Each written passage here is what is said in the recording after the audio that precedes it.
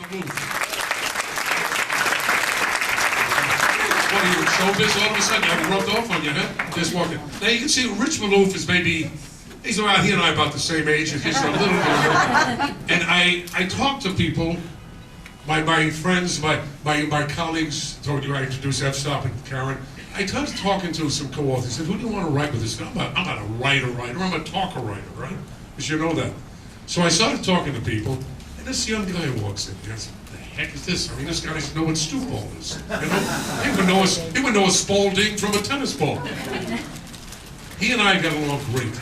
And the first thing I said to Rich was that, I want you to capture my voice. You can take over for a second. Well, that was really the task that was ahead of me. It was really basically, don't screw up, right? I just had to try to convey in words some of the warmth and charisma that Bruce does as a radio personality. And I read more than still. That can be just one aspect of that is just a matter of kind of taking down his thoughts, which is a matter of taking good notes and maybe doing some diligent research. But I really wanted to try and capture some of his warmth and charisma.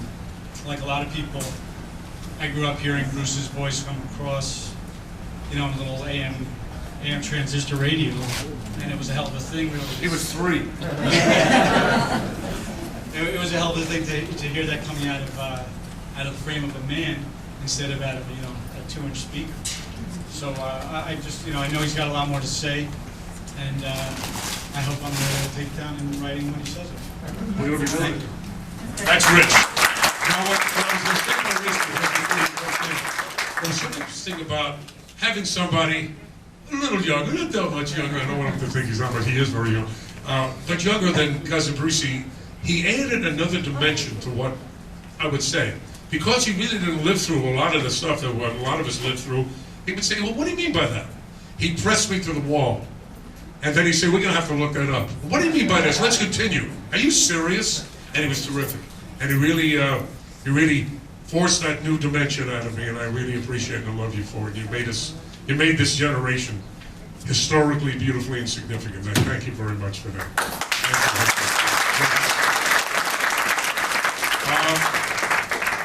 The book just says everything that it's supposed to say. As I said, it's not scholarly, it's not statistical, it's fun. It started, I said to Rich, I said to everybody, I got to trace music. I'm going to give a little brief discussion as cousin Brucie, Professor Brucie. I started in the cave. To me, music, and I'll tell you why in a moment, music is the most basic and most beautiful form of human expression. Music. Music, be the food of love, play on. Who said that? Who said it? Shakespeare, Billy Shakespeare. I taught you that. Cousin Billy Shakespeare. Music is a wonderful form of love and expression. And from the earliest days in the cave, people used to beat drums, beat logs, beat stones against the cavemen would hit their wife's head with stones, or well, they got to beat out a message, someone. And just teasing. They reported on what they were doing. Everybody likes to tell, hey, this is what I did today.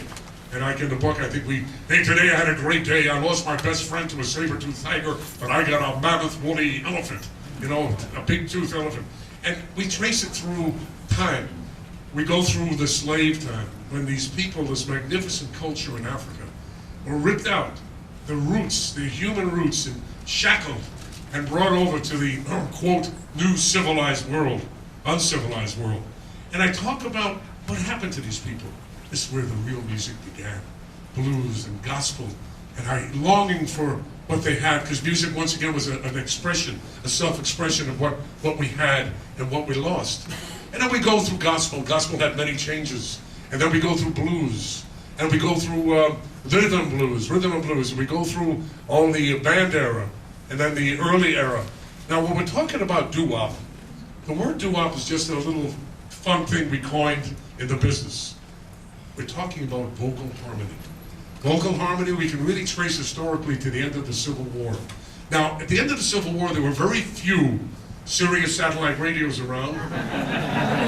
There were 2 or 3 if you were very rich on a plantation. There were 1 or 2 MP3 players, right? CBS-FM wasn't even on the air. ABC wasn't on the air. Except they had a couple only stations on a little tiny crystal radio. So how did they disseminate music? How did music grow? How did it go from town to town, village to village, dorf to dorf, right? I like that word, dorf. And there were family organizations, family groups that traveled from town to town. They couldn't travel too far. There was very few Continental Airlines didn't fly to half of these places at that time. So they used to walk and go to each little town, and they'd spread, these family groups would spread the news, spread journalistically and sing the folk songs of the day, which was based on the culture of the day. And it spread, and it kept on growing, kept on growing. And then we get into, let's take it up past the big band era. We had blues, great jazz developing, terrific gospel. Gospel was the root of everything. That's what really gave us our feeling. You know, interesting, music, even in the Civil War, music shows evidence, which we show in the book, of being really the very first event in humanity that caused maybe a little bit of interracial mixture. There was a little, even in slave times, when the slavers, the slave owners, would get the slaves and use their hand-me-down instruments. And suddenly these guys, we have interesting research that we did, that they'd say, the slavers would go to their slaves and say, would you please teach my children how to play the violin or the strings? So music, once again, was starting to meld the races, even in those times. Today, of course, we know, leave the damn soldiers and politicians up in a closet somewhere, send the musicians over, we'll have no troubles in this world. The musicians are the poets. They understand what's happening because they speak emotionally from the heart.